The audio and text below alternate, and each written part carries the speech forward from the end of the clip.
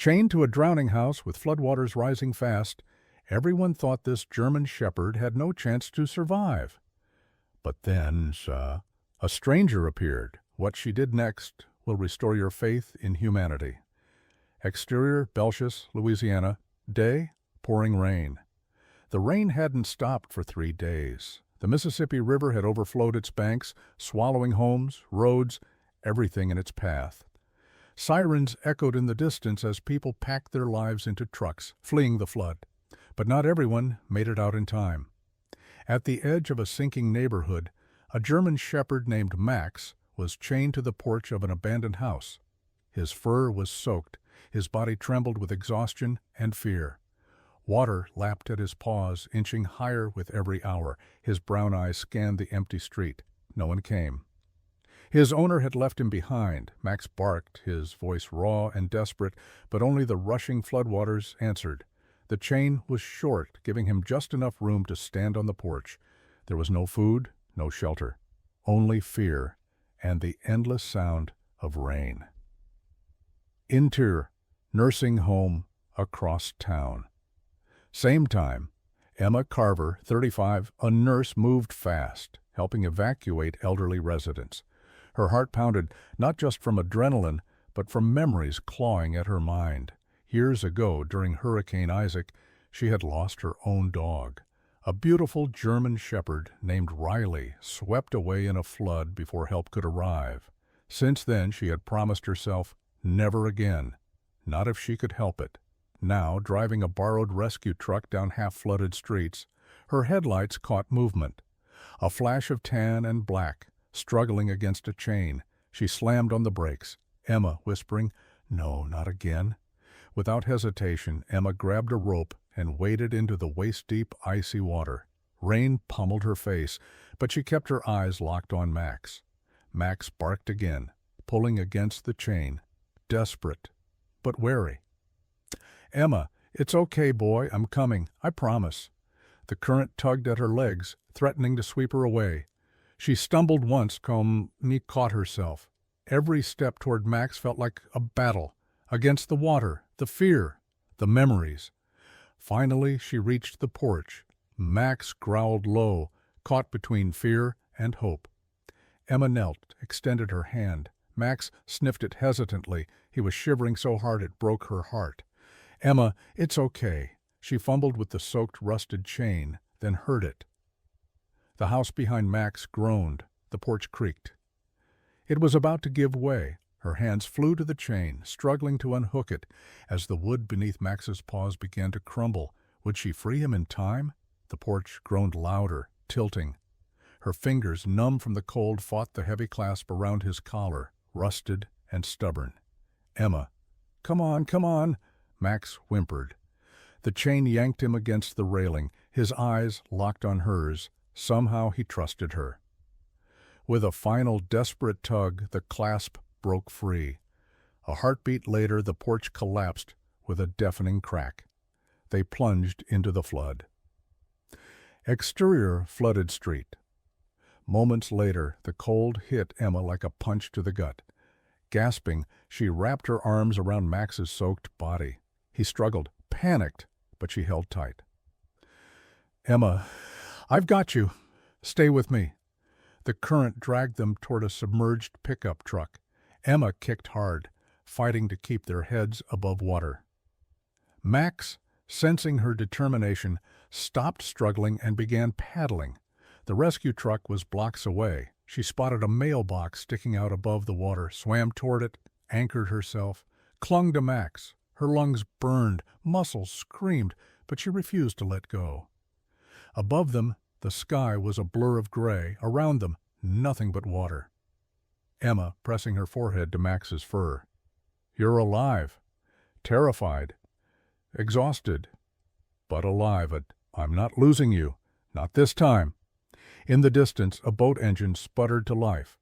Emma's head jerked up. She waved one arm frantically. Max, hoarse bark. A rescue boat turned toward them. 2 volunteer firefighters inside. "Firefighter, hold on." The boat pulled up fast. Strong arms reached down, grabbed Max first, then Emma. She collapsed onto the floor of the boat, panting. soaked, trembling. Max crawled over, laid his head in her lap. She looked down at this betrayed creature and whispered, "Emma, you're safe now." But deep down she knew this was only the beginning. Most of the homes were abandoned, but at a corner house, an older woman named Mrs. Green answered the door. When Emma explained what had happened, Mrs. Green's eyes softened. "I saw that poor dog," she said quietly. "I saw him chained up while the waters were rising. I told that man, your Roy Tata, to take the dog with him. He just shrugged and drove off." Emma's hands trembled as she pulled out her phone. "Would you be willing to make a statement?" Mrs. Green nodded firmly. "Anything for that sweet boy." With the witness statement and photos of the flooded property where Max had been chained, Emma rushed back to town and filed the paperwork. It felt like a small victory, but the war was far from over. That night, Emma sat by the fireplace again, watching Max sleep. His breathing was slow, peaceful. His paws twitched occasionally as if chasing something in his dreams. A soft knock startled her out of her thoughts. Not on the door, on the window. Emma froze. Max lifted his head, ears perked, but he didn't growl. He simply stared at the window, a low whine building in his throat. Emma rose slowly and peeked outside. There in the shadows stood Roy. But he wasn't alone. Beside him were two men, bigger, rougher looking. Their intentions were clear even in the dim light. Emma's blood turned cold. This wasn't a legal visit. This was something darker. Roy pounded once on the window, then motioned toward the door. Emma backed away, her heart thundering. She had fought so hard to save Max. She wasn't about to lose him now, not like this. Grabbing her phone, she dialed 911 with shaking fingers. Outside, Roy and his men circled toward the back of the house. Max stood up, his body tense but unafraid. He moved to stand between Emma and the door, his eyes locked on the sound of danger. The rain started again, a slow, heavy drizzle tapping against the roof like a war drum. Then flashing lights approached down the muddy road. Emma whispered under her breath to Max, and maybe to herself, "Hold on, boy. Help's coming." But would it arrive in time? The red and blue lights lit up the muddy street, cutting through the darkness like a lifeline. But Roy and his two companions didn't back down, not immediately. They stood in the backyard, halfway between Emma's house and the woods beyond, shadowy, menacing. Emma pressed against the door, her phone clutched tightly in her hand. Max stood beside her, rigid. His deep growl vibrated the floor beneath them. Then came the unmistakable sound, police car doors slamming, officers rushed toward the backyard, flashlights sweeping, weapons drawn. "Hands where we can see them, now!" Roy shouted something, but Emma couldn't hear it over the pounding rain. Eventually his hands went up. His two friends hesitated. For a sickening moment, Emma thought they might run. But when one of the officers unholstered his taser, they dropped to their knees in the mud. Emma sagged against the doorframe, her knees weak with relief. Max barked once, a sharp, triumphant sound. The officers cuffed Roy and his men quickly. One of them, a young deputy with a square jaw and kind eyes, approached Emma's front porch. "You the one who called?" he asked. Emma nodded wordlessly. He gave her a reassuring smile. "You did the right thing. This guy's got a record. Cruelty charges, illegal breeding, you name it. We've been waiting for a reason to put him away for good." Emma's breath caught. It wasn't just about Max. Roy had hurt others too. The deputy knelt and extended a hand toward Max. The dog sniffed it cautiously, then allowed a gentle pat on the head. "Good boy," the deputy said softly. "You're safe now." Within an hour, the backyard was clear. The officers drove away with Roy and his friends in custody. The rain slowed to a mist. The town fell silent again, except for the soft drip of water from the eaves. Emma closed the door, locked it, and slid down to the floor, exhausted. Max padded over and curled against her, resting his heavy head in her lap. She stroked his ears gently, whispering words of comfort she wasn't even sure he understood. but maybe deep down he did. They had survived, together. The next few days blurred into court hearings, paperwork, and long, exhausted nights. But with Mrs. Green's testimony, the photographs, and the police report from the break-in, the judge made it official.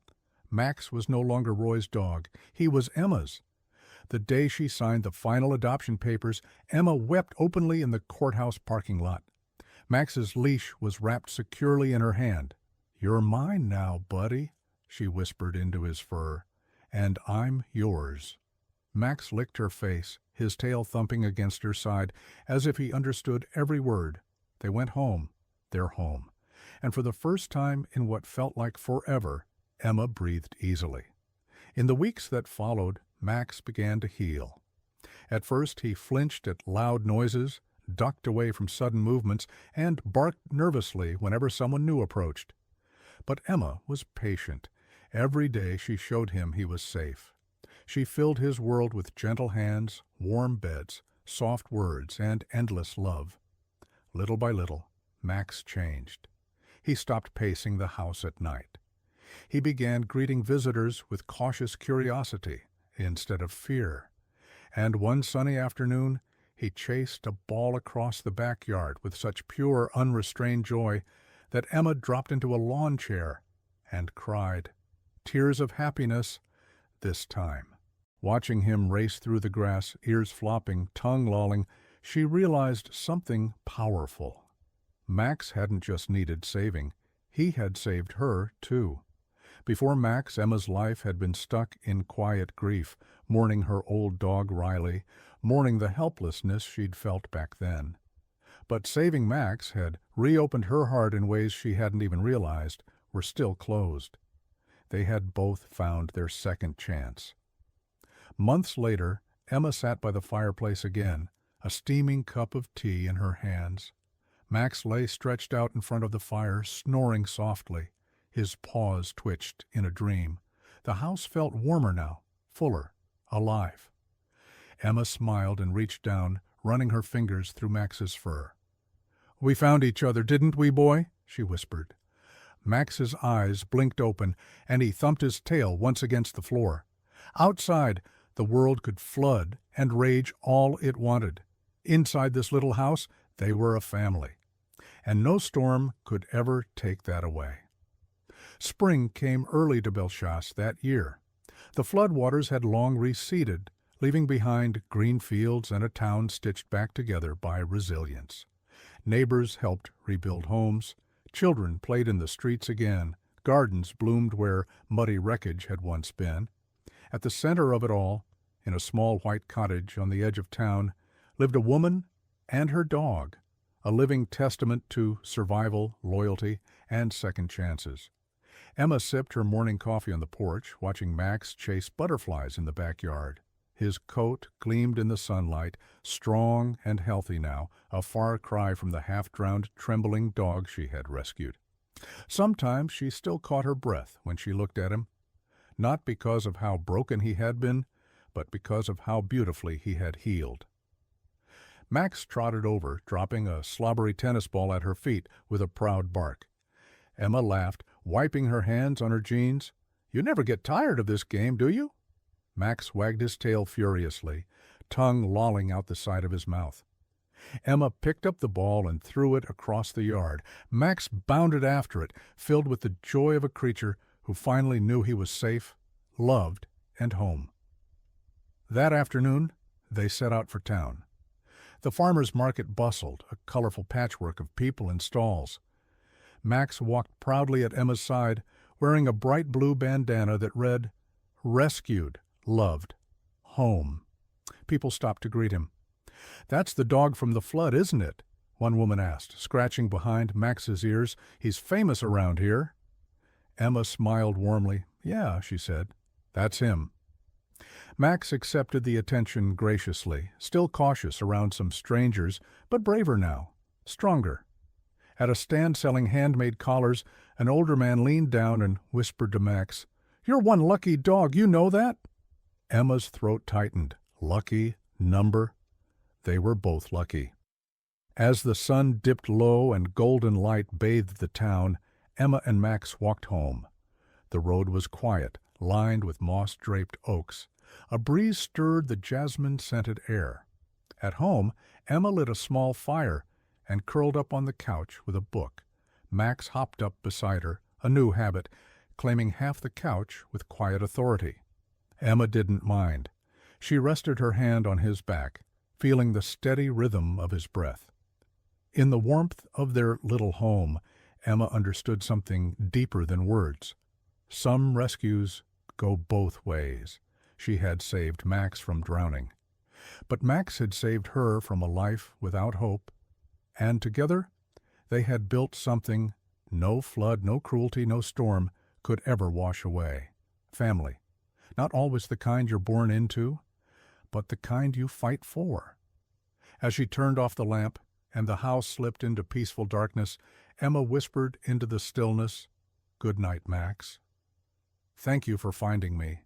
Max's tail thumped once in reply, and the two of them drifted into a peace they had both fought so hard to earn.